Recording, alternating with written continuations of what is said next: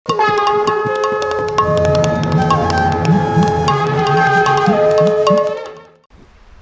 শ্রী গৌড়ীয় গুরুবর্গের পাদ পদ্মে কৃপা ভিক্ষা করে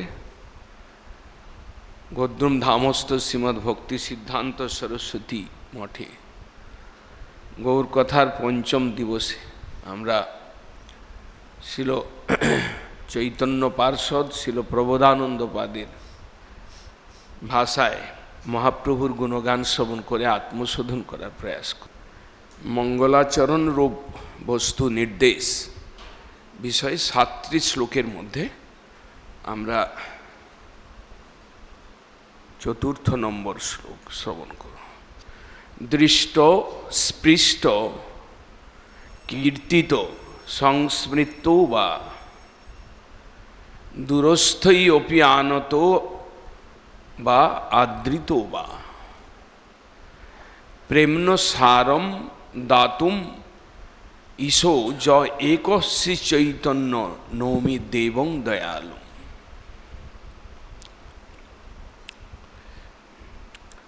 নৌমি দেবং দয়ালুম, সেই পরম দয়ালু দেব চৈতন্য দেব, তাকে প্রণাম করি। নৌমি দেবম দয়ালুম, এমন দয়ালু এমন দাতা শাস্ত্রে আর কোনো অবতারের প্রসঙ্গে কীর্তিত হয় নাই। শ্রীচৈতন্য এক নৌমি দেবং দয়ালু, একমাত্র চৈতন্য দেব, সমস্ত অবতারাবলীর মধ্যে একমাত্র শ্রী চৈতন্য দেবম দয়ালুম, তিনি দয়ালুতার পরাকাষ্ঠা প্রকাশ করেছেন। দয়াল দাতা হিসাবে তিনি শিরোমণি, দাতা শিরোমণি চৈতন্যদেব। কেননা তিনি অকাতরে প্রেম বিতরণ করেছেন। উন্নত উজ্জ্বল প্রেম,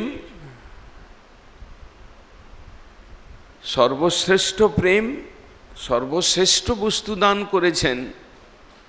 আবার দান কার্যে সময় অসময়, যোগ্য অযোগ্য বিচার করেন নাই। তাই তিনি দাতা শিরোমণির মুকুট লাভ করেছেন। শ্রী চৈতন্যদেব দাতা শিরোমণি। এই প্রসঙ্গে বলছেন প্রবোধানন্দ পাদ, তিনি কি করে দাতা শিরোমণি হলেন, তিনি দেব দয়ালুম কি করে হলেন, কয়েকটা পয়েন্ট তিনি দিক নির্দেশ দিয়েছেন।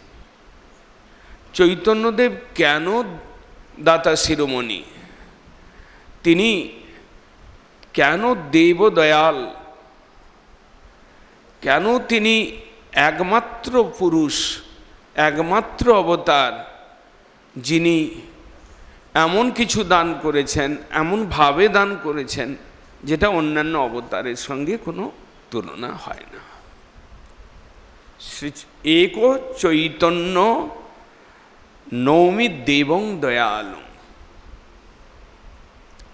আমরা সেই অবতারকে প্রণাম করি, সেই দয়ালু দেবতাকে প্রণাম করি, সেই একমাত্র ঈশ্বরকে আমরা প্রণাম করি, যিনি দয়ার পরাকাষ্ঠা প্রাপ্ত হয়েছেন, যিনি দয়া বিতরণে পরাকাষ্ঠা প্রাপ্ত হয়েছেন। বলছেন প্রবোধানন্দ পাদ, দৃষ্ট স্পৃষ্ট কীর্তিত সংস্মৃত বা দূরস্থই অপি আনত বা আদৃত বা, যিনি দর্শনের দ্বারা নিজেকে দর্শন দিয়ে প্রেম দিয়েছেন, স্পর্শন স্পৃষ্ট যিনি নিজের স্পর্শের দ্বারা কাউকে প্রেম দিয়েছেন, দিষ্ট, স্পৃষ্ট, কীর্তিত, যার নাম উচ্চারণ করে কীর্তন করতে করতে অন্যে প্রেম লাভ করেছেন, সংস্মৃত বা যার স্মরণে প্রেম লাভ করেছেন এমন ব্যক্তি রয়েছেন, দূরস্থইপি আনত, যাকে দেখেন নাই দূর থেকে প্রণাম করেছেন তাতেই প্রেম সিক্ত হয়েছেন, দূরস্থইপি আনত বা দূর থেকে স্মরণ করেছেন, প্রণাম করেছেন, আদৃত বা আদরের সঙ্গে, যিনি যাকে আদরের সঙ্গে স্মরণ করে আদরের সঙ্গে প্রণাম করাতে যিনি সেই প্রণামকারী ব্যক্তিকে প্রেম দান করেছেন। তাই একশ্চৈতন্যং নৌমি দেব দয়ালুম, একমাত্র চৈতন্য দেব, সেই দয়াল দেব, তাকে আমরা প্রণাম করি, নৌমি। এইভাবে দৃষ্ট দর্শনে প্রেম দান করেছেন। চৈতন্য চরিতামৃতের বর্ণনে আমরা পাই, যখন মহাপ্রভু নবদ্বীপ লীলা সাঙ্গ করে তিনি যখন উৎকলের পথে চলছেন, গ্রামে গঞ্জের পথে চলেছেন, তার দিব্য রূপ, তার মুখে দিব্য নাম শ্রবণ করে, তাকে দর্শন করে সেই গ্রামের লোক কৃষ্ণ নামে মত্ত হয়েছেন, তাকে প্রণাম করেছেন। যার মুখে কোনোদিন কৃষ্ণ নাম আসার সম্ভাবনা ছিল না, তারা কৃষ্ণ কৃষ্ণ বলে নেচেছেন, পাগল হয়েছেন। তিনি যখন পরবর্তীকালে অন্য গ্রামে গিয়েছেন, তাকে দেখে কৃষ্ণ নামে অন্যরা মত্ত হয়েছেন। এইভাবে গ্রামের পর গ্রাম তিনি বৈষ্ণব করেছেন। দৃষ্ট দর্শনে তিনি বৈষ্ণব করেছেন। তার দর্শনের মধ্যে সহজ সৌম্য মুগ্ধাকৃতি, ত্রিনাদপি চ নিচতা, সহজ সৌম্য আকৃতি। মহাপ্রভুর শ্রীঅঙ্গের মধ্যে ত্রিনাদপি সুনিজ ভাব, নিচতা ভাব, নিজের মধ্যে দৈন্য ভাব। মহাপ্রভুকে দর্শন করলেই অন্য বুঝতে পারতেন।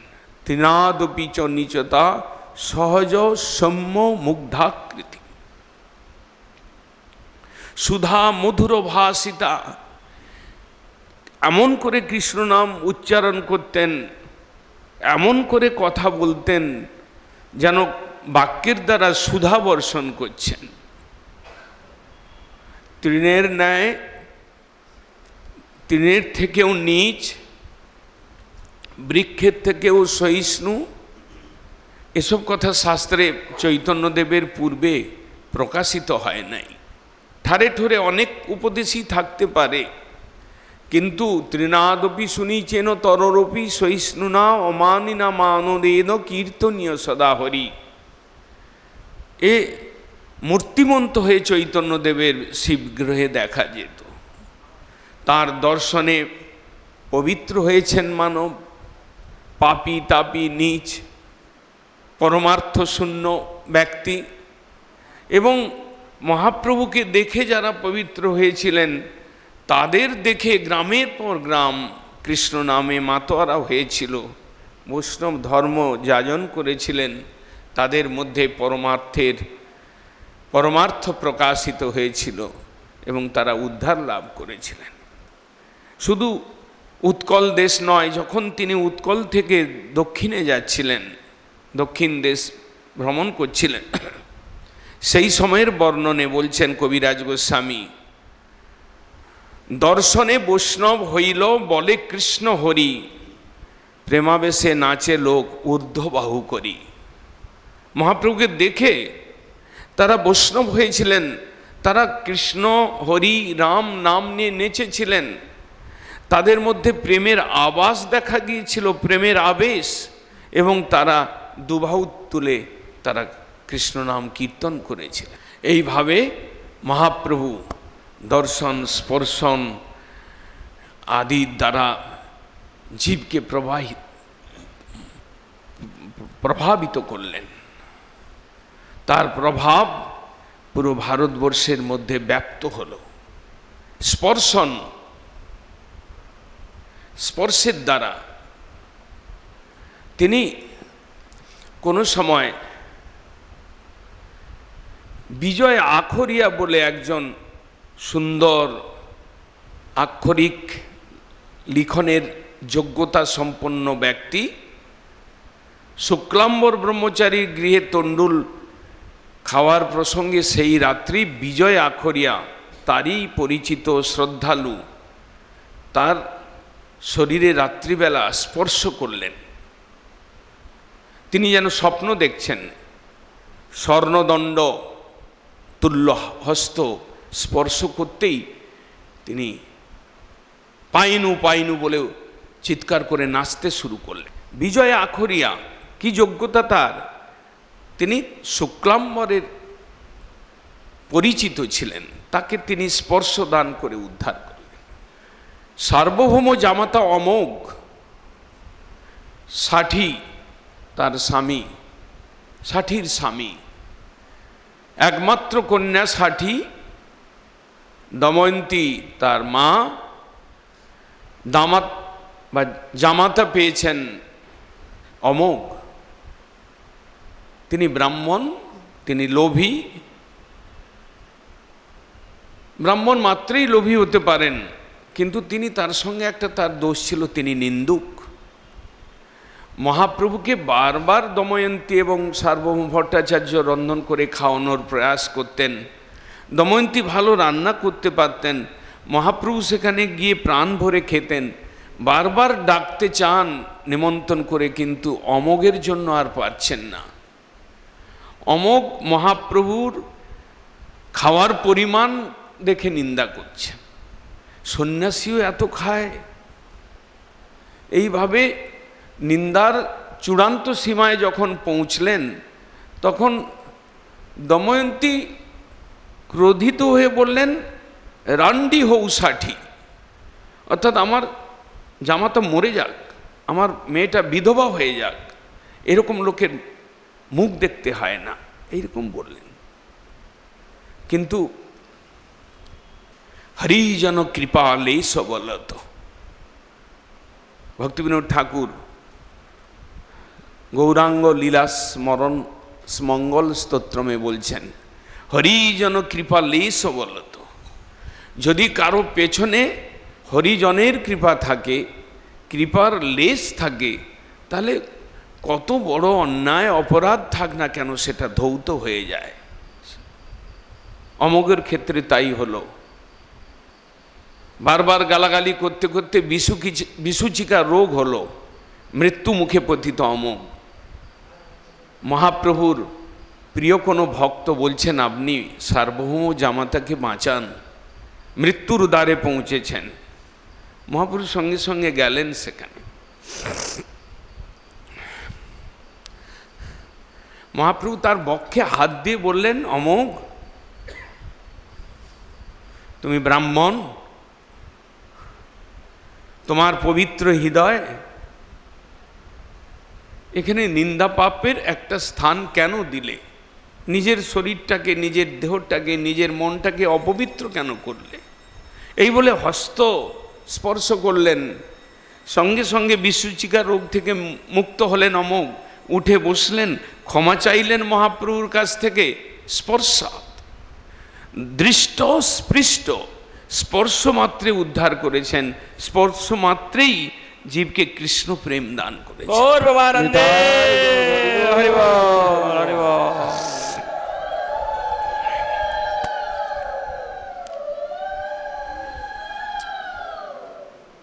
মহাপ্রভু কাশীতে যাচ্ছিলেন, সংকোচ হচ্ছিল।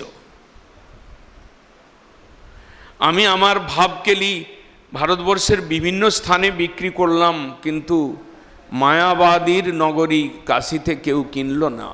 আমার ভাবকেলি এখানে বিক্রি হচ্ছে না, সংকোচ ছিল। মহাপ্রভু তাই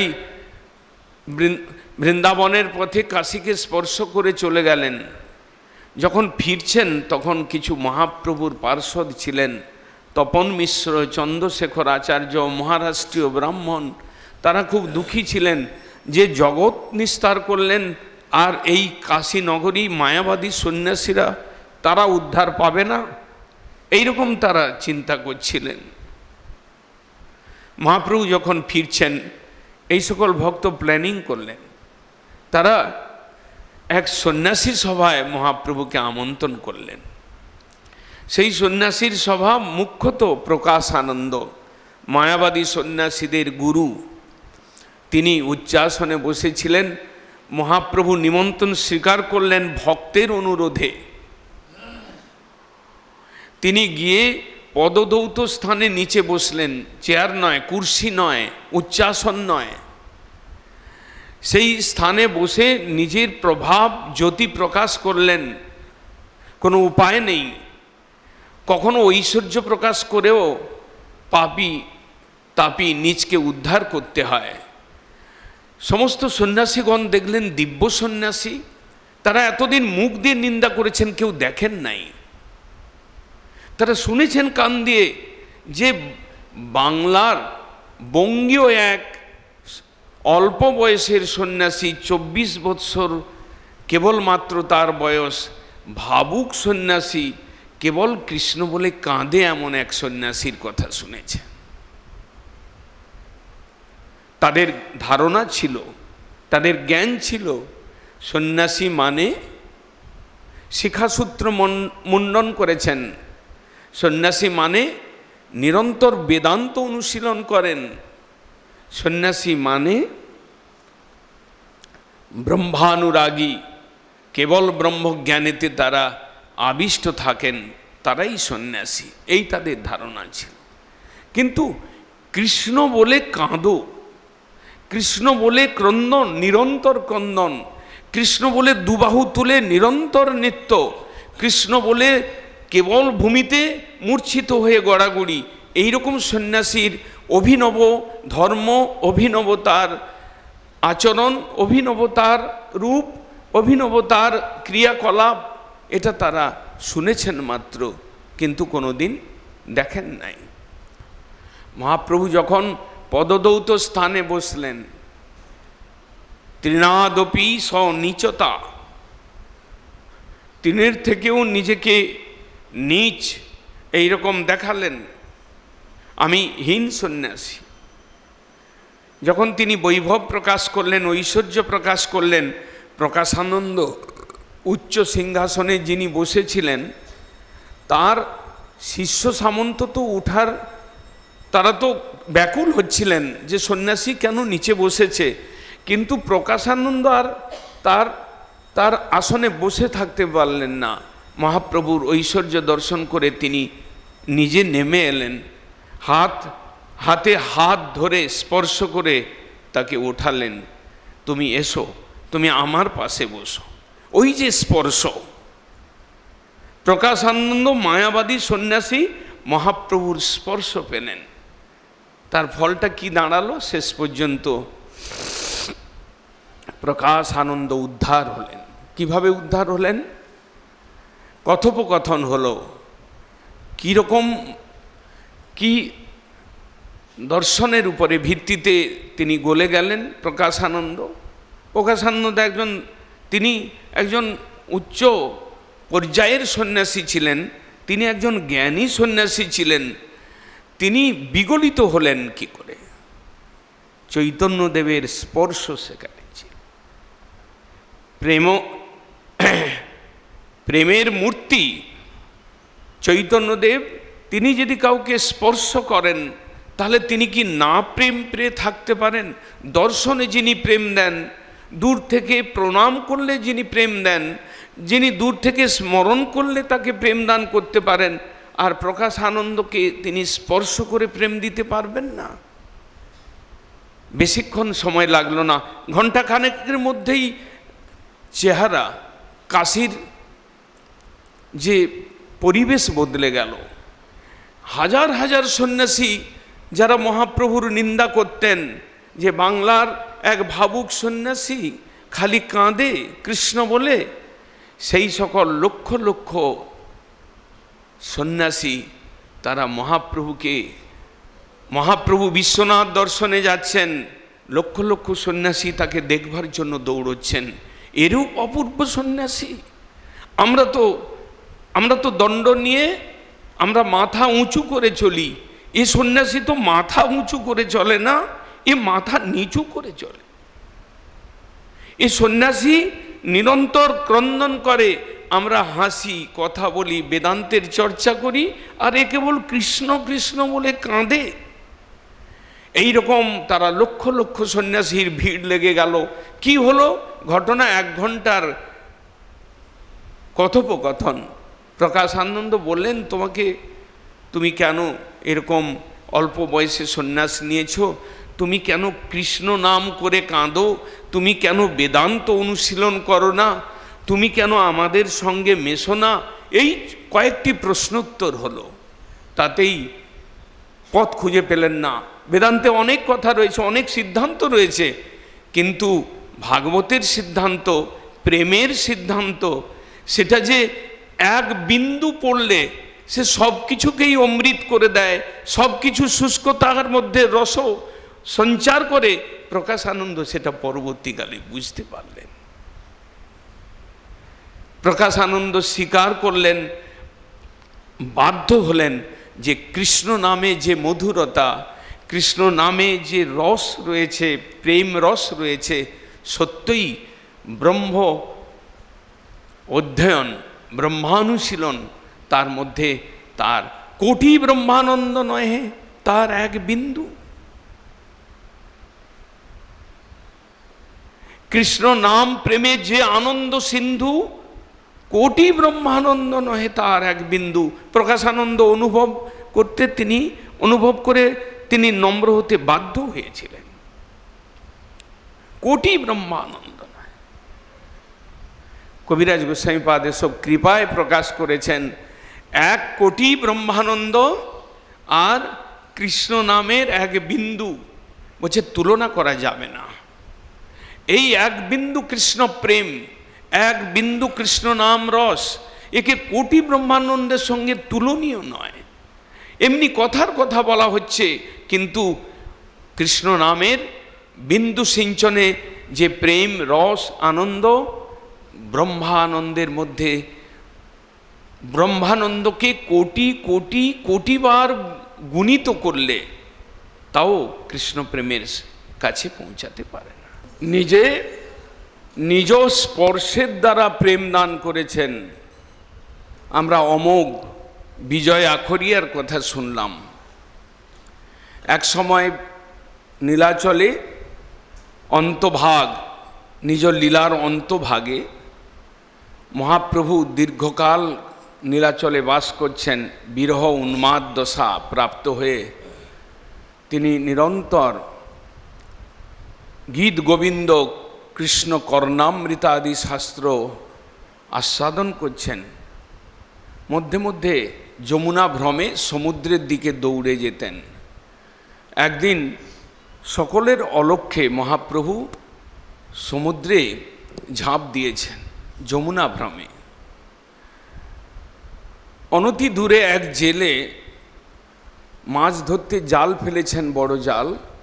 সেই জালের মধ্যে অচেতন অবস্থায় মহাপ্রভু পড়েছেন।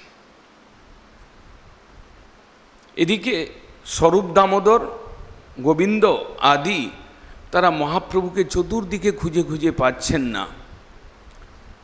অস্থির হয়ে পড়েছেন মহাপ্রভুর সেই অদর্শন জনিত তাপে। খুঁজতে খুঁজতে সমুদ্রের ধারে গেলেন। সমুদ্রের ধারে বালুকার পথে একটু এগিয়ে গেলেন। ওই জেলে, যার জালে মহাপ্রভুর শ্রীঅঙ্গ উঠে এসেছে, জালটাকে টানার সময় ভাবলেন যে আজকে মনে হয় কোনো বড় মাছ পড়েছে। সত্যিই বড় মাছ পড়েছে, এ বড়র বড়। যখন জালটাকে টেনে দেখলেন মানব শরীর, সব দেহ, এরকম চিন্তা করে জালটাকে ছাড়ানোর চেষ্টা করতে করতে হঠাৎ সেই জেলের মহাপ্রভুর অঙ্গে স্পর্শ হয়েছে। অমনি কৃষ্ণ কৃষ্ণ বলে নাচতে লাগলেন, গাইতে লাগলেন, দৌড়।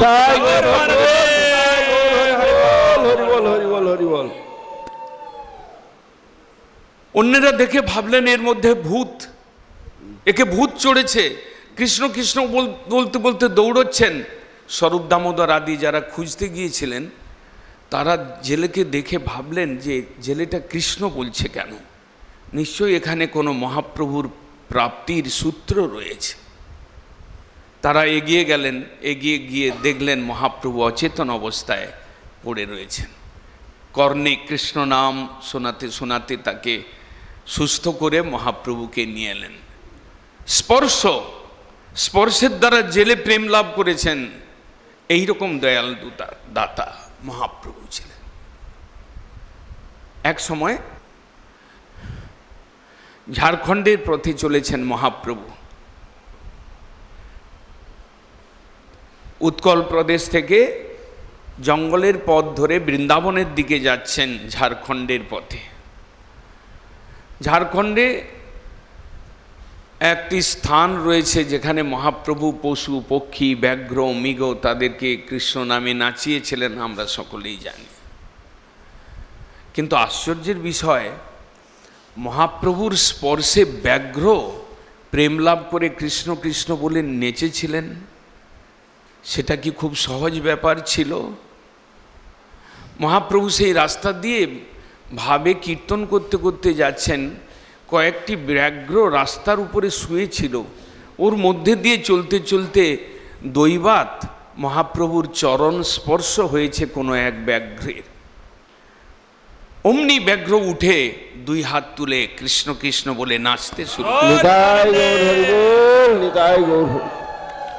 দুবাহু তুলিয়া ব্যাঘ্র নাচিতে লাগিল। মহাপ্রভু ব্যাঘ্রকে বললেন, বলো কৃষ্ণ হরি।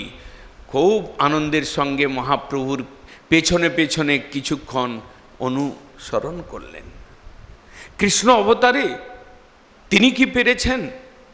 তিনি অঘাসুর বকাসুর কেশী অসুর এদেরকে বধ করেছেন। তিনি কাউকে তার পা ধরে ছুঁড়ে ফেলেছেন, কাউকে মুখ বিদীর্ণ করেছেন। কিন্তু ব্যাঘ্র এক হিংস জাতকে স্পর্শের দ্বারা প্রেম নাম কৃষ্ণ অবতারেও তার সম্ভব হয় নাই। তাই তিনি মহান, তাই তিনি কৃষ্ণের থেকে প্লাস মাইনাস নয়। কৃষ্ণ যদি ভগবান হন, তিনি যদি মাধুর্য এবং কারুণ্যে পূর্ণতা লাভ করেন, তার পাশে মহাপ্রভুকে দাঁড়িয়ে কি বলা যায়? মহাপ্রভুর মধ্যে কৃষ্ণের থেকে কিছু কম রয়েছে? না, প্লাস মহাপ্রভু কৃষ্ণের যে উদারতা তার কিছুটা অংশে পরিমাণে পার্সেন্টেজে মহাপ্রভু প্লাস হচ্ছেন, বেশি হচ্ছেন, অধিক হচ্ছেন। তাই মহাপ্রভু ধন্য, মহাপ্রভুর ধাম ধন্য, মহাপ্রভুর আনিত কৃষ্ণ নাম ধন্য, মহাপ্রভুর ধর্ম যে প্রেম ধর্ম ধন্য এবং মহাপ্রভুর ভক্ত ধন্য। কারণ কলিযুগে এইরকম দুরাবস্থা সম্পন্ন জীবের পক্ষে এত সহজে প্রেমদান লীলা অন্য কোনো অবতারে সম্ভব হয় নাই।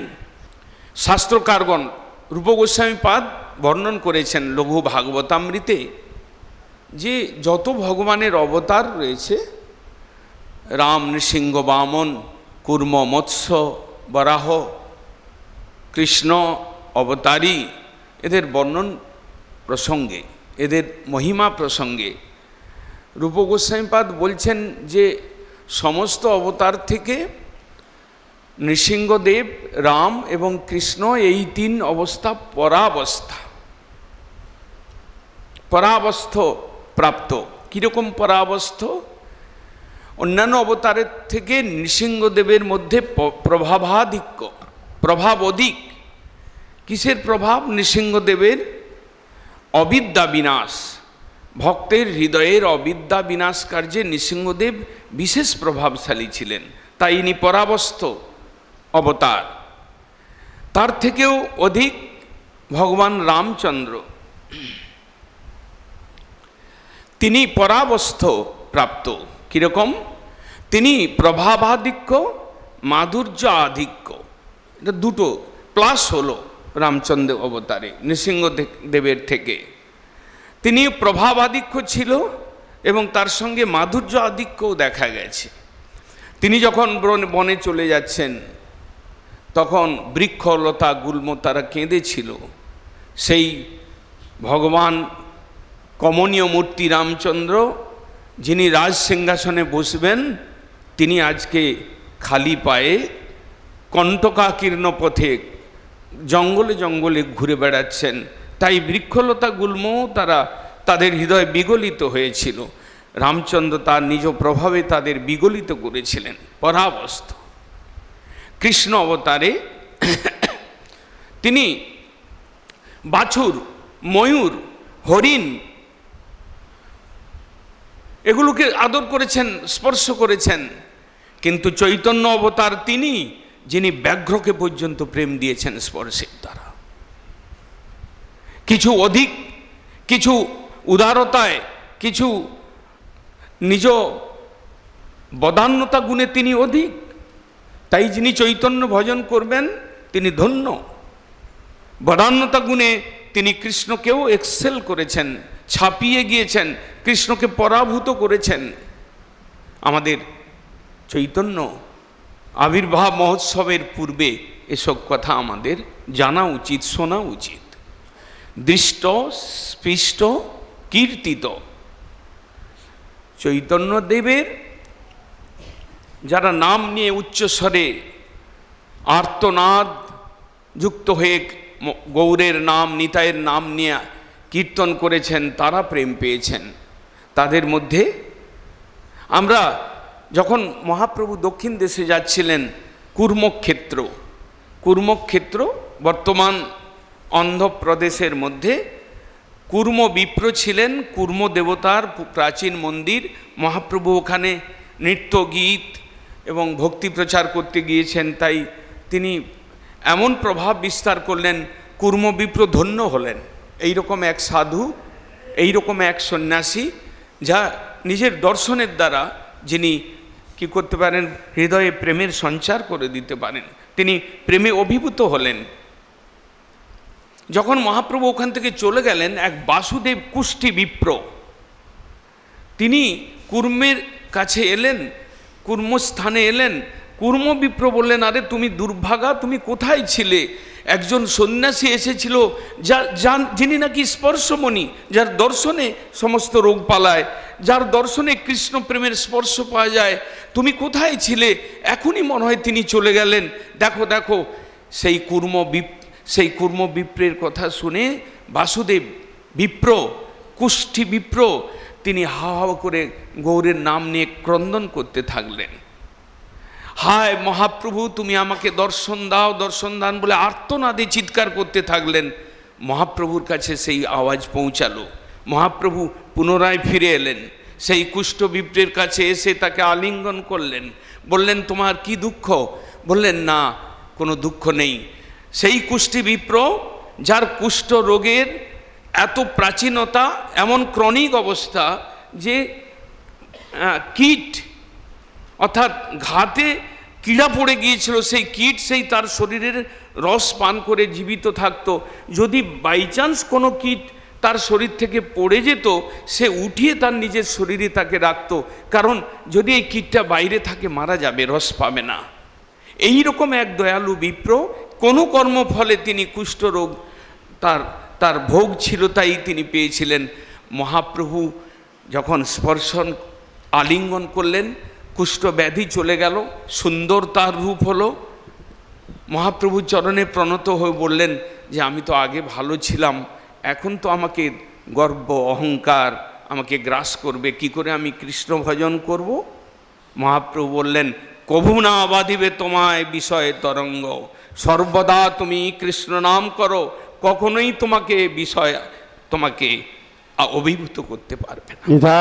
গৌর হরি বল, হরি বল, হরি বল, গৌর হরি বল। দিষ্ট, স্পৃষ্ট, কীর্তিত। এক সময় নীলাচলে মহাপ্রভুর পার্ষদগণ রথযাত্রা কালে প্রায় 6 বৎসর কাল মহাপ্রভু তাদের সঙ্গ দিয়েছেন। শেষের দিকে একদিন অদ্বৈতাচার্যের মধ্যে প্রেরণা এলো, সব ভক্তগণকে ডেকে বললেন, আমরা বহুদিন তো কৃষ্ণ কৃষ্ণ বলছি, একদিন আমরা গৌর বলে নাচি না, গৌর নাম করি। যিনি এরূপ দয়াল, যিনি এইরূপ প্রেমদাতা, তার নামটা কি প্রকাশিত হবে না? তাই সকল ভক্তদেরকে বললেন, চলো আমরা একসঙ্গে আজকে গৌরের কীর্তন করি।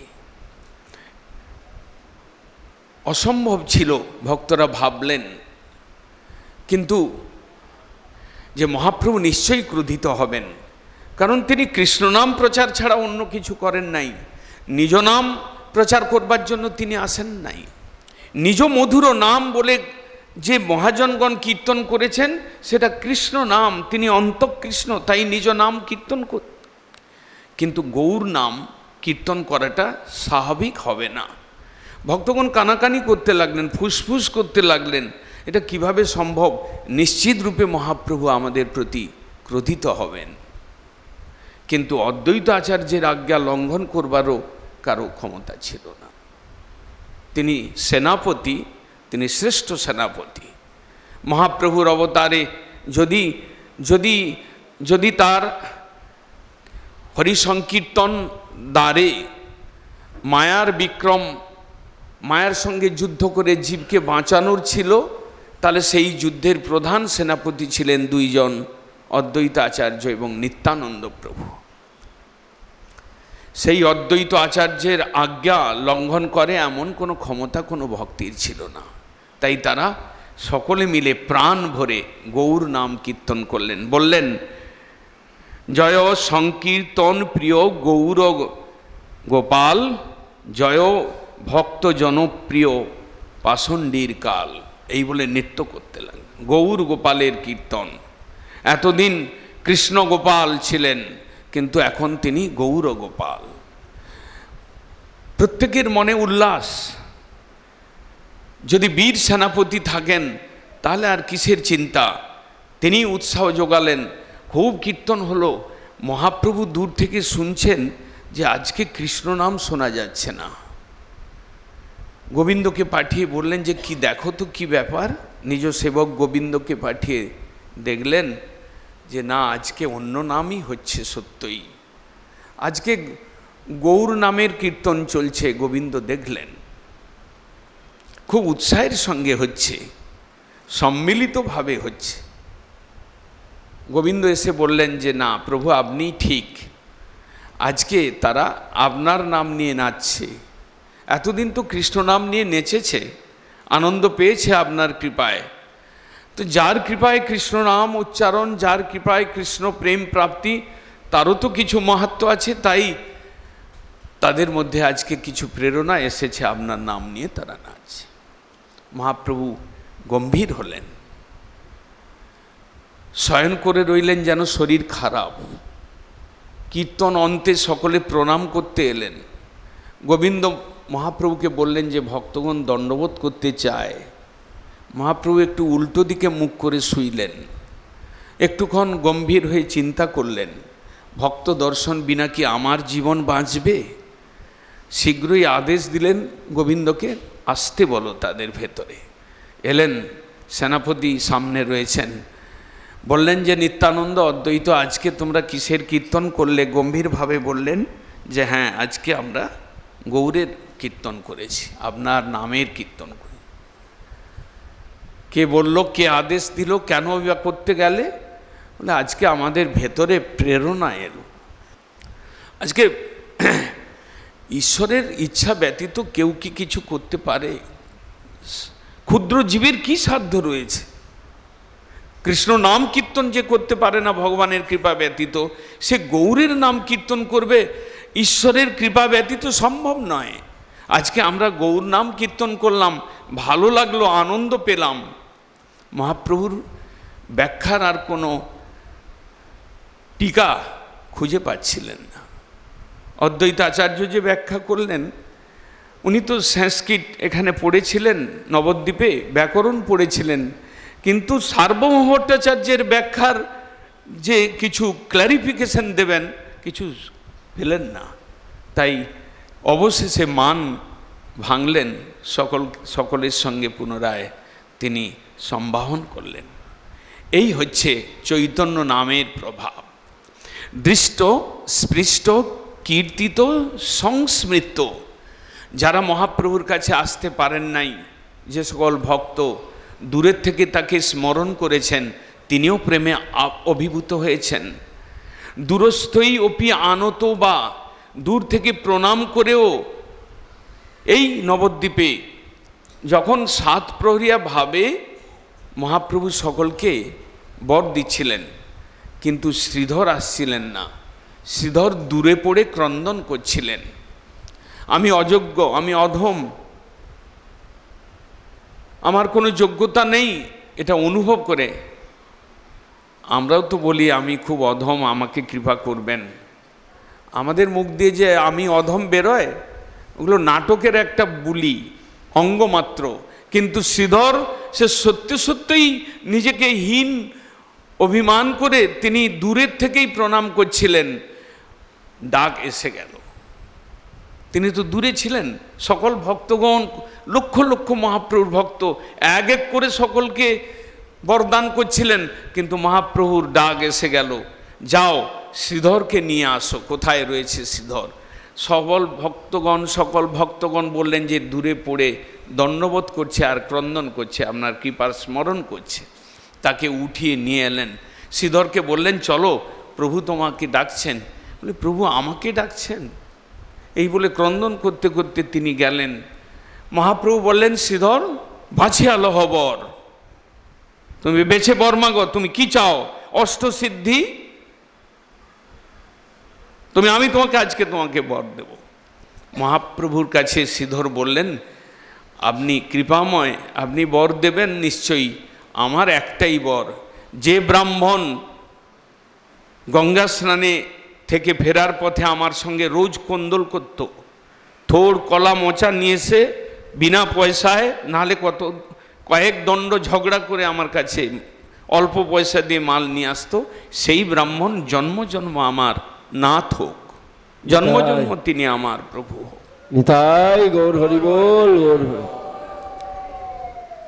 দৃষ্ট, স্পৃষ্ট, কীর্তিত, সংস্মৃত বা দূরস্থয়পি আনত বা আদৃত বা।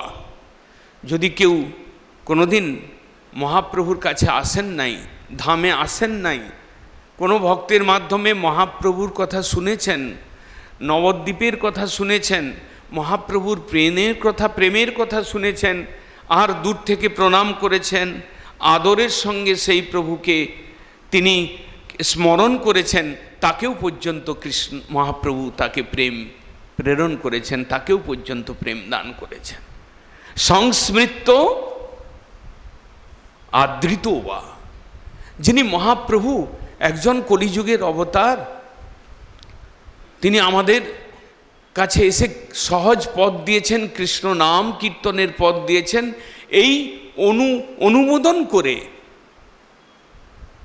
আদরের সঙ্গে, প্রীতির সঙ্গে মহাপ্রভুকে অনুমোদন করেছেন, মহাপ্রভুকে প্রণাম করেছেন বা মহাপ্রভুর স্মরণ করেছেন, তাকেও পর্যন্ত মহাপ্রভু প্রেম দান করেছেন। এই যে প্রবোধানন্দ পাদের সূক্ষ্ম বিচার, দৃষ্ট, স্পৃষ্ট, কীর্তিত, সংস্মৃত বা দূরস্থয়পি আনত, দূর থেকে প্রণাম করেছে, আদৃত বা, অথবা মহাপ্রভুর ধর্মটাকে আদর করেছেন, অনুমোদন করেছেন, আদরের সঙ্গে স্বীকার করেছেন, এই রকম ব্যক্তি পর্যন্ত প্রেম্ন সারম দাতুম ইসৌজ একশ্চি চৈতন্য। প্রেম্ন সারম, ঐশ্বর্য সেবোত্তরা, মাধুর্য সেবোত্তরা, প্রেমেরও বিভাগ রয়েছে। দ্বারকাবাসীগণ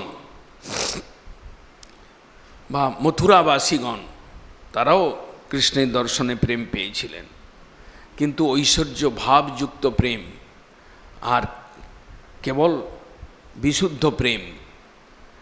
প্রেম ন সার, মহাপ্রভু কোনো সাধারণ প্রেম দেন নাই, তিনি প্রেমের সার, অর্থাৎ সেই গোপী প্রেম, ব্রজপ্রেম, নিষ্কাম প্রেম শুধু নয়, আত্মসুখের গন্ধবিহীন প্রেম, কৃষ্ণ ইন্দ্রিয় তর্পণ, কেবল কৃষ্ণ ইন্দ্রিয় তর্পণ পর যে প্রেম, মহাপ্রভু সেই প্রেম এনেছেন।